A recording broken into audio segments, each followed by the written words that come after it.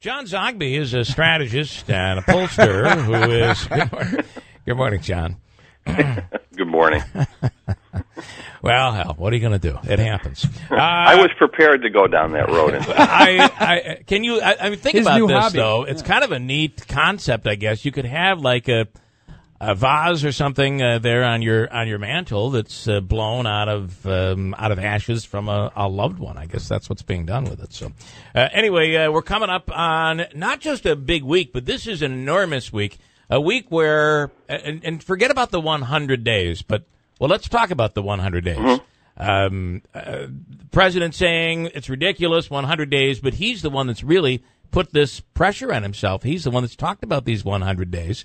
And now we're looking at a potential government shutdown. What are your thoughts before we get into anything else, John, on this week? You know, it's traditionally a big landmark, 100 days. We've always measured presidents. They've always measured themselves on that basis. You know, Mr. Trump is a rule breaker, but now he's breaking his own rule. You know, he set the table. How many times did he say during the campaign, on the very first day in office? On the very first day in office. Yeah, well, that came and went, and now we were targeting 100 days, and it's very fair to measure him by that because we always do with every president. Yeah. Which this really started with Roosevelt, but those were under different circumstances. We were in the middle of a depression. There was, you had to do something. You had to shake stuff up. He also had a huge majority, which this president does not have. Well, he's got a majority, which is better than some presidents do. And the other thing is that you also have traditionally a honeymoon with the press.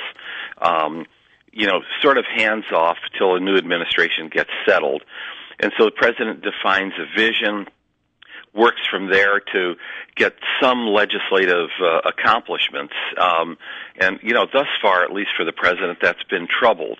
Now, technically, he's got a majority in both houses, but now, you know, I mean, what we see really is both parties in disarray. In fact, at one point, with the failure of repeal of Obamacare, the president saying, well, maybe I'll tilt over to the other side and see if I can get some Democrats. Yeah. So it's pretty confusing.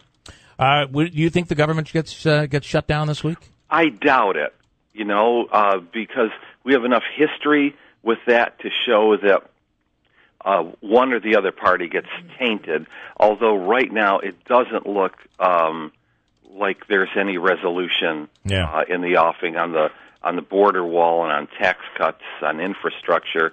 So I doubt that it gets shut down, but mainly because I think that is something unto itself, above and beyond the disagreement. That's just a no-win situation for anybody who threatens that. What I find interesting is the Democrats have the votes to be able to cause some trouble this week and to block in some cases, but the Republicans have enough votes just based on the majority to prevent the shutdown. So that would mean that they really would take the blame here. They would take the blame again. Yeah. And you know, and lost in the shuffle is, well, what ultimately gets happen, you know? Right. So let's say there is a compromise. Folks are saying it looks like there will be a budget, but you and I have no idea what emerges at the end of this week in terms of the budget. Okay, so you had a Forbes article and the question, which became a discussion in another publication, if I have this correct. Would you take a bullet for Trump? And it's taken a whole different, we're now questioning, there are people questioning, should Secret Service take a bullet, give their life up for our president? Not just this president. What happened here? Well, you know, to move back a couple of steps, this was an actual question on another forum. And as I read into it, typically in these forums, it degenerates into something really ugly, and that's what happened here. You know, so first of all, why even ask the question? Right. But then why bother reading the 5th, 6th, and 8th comments? Because now the question became, should a Secret Service man or anyone ever take a bullet for any of the previous presidents? Yeah. It got very, very ugly, and I got very uncomfortable. And so that was a theme of my piece. What's happened to us? Yeah. There used to be, if not a common agreement on shared values, at least a common agreement on what constituted decency. And to be talking about this stuff, especially for those of us of a certain age for whom the Kennedy assassination is still very raw. Right. To be talking so blasé like this, I just think is troubling. Well, even Ford, Reagan, these are presidents that survived because of the Secret Service.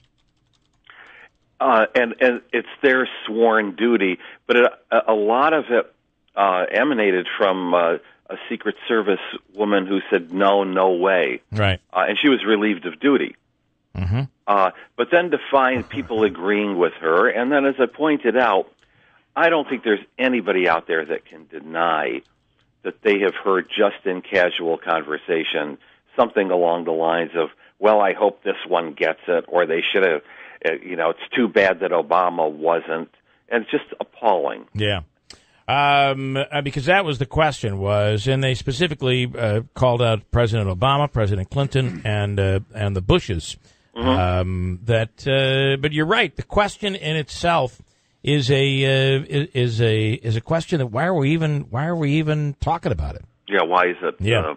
Do you find though that the Secret Service has been under a great deal of controversy? I mean, it has been with drinking, with prostitutes, and that sort of thing. That stuff we just never heard about years ago. Was it going on and we just didn't know about it? It probably was.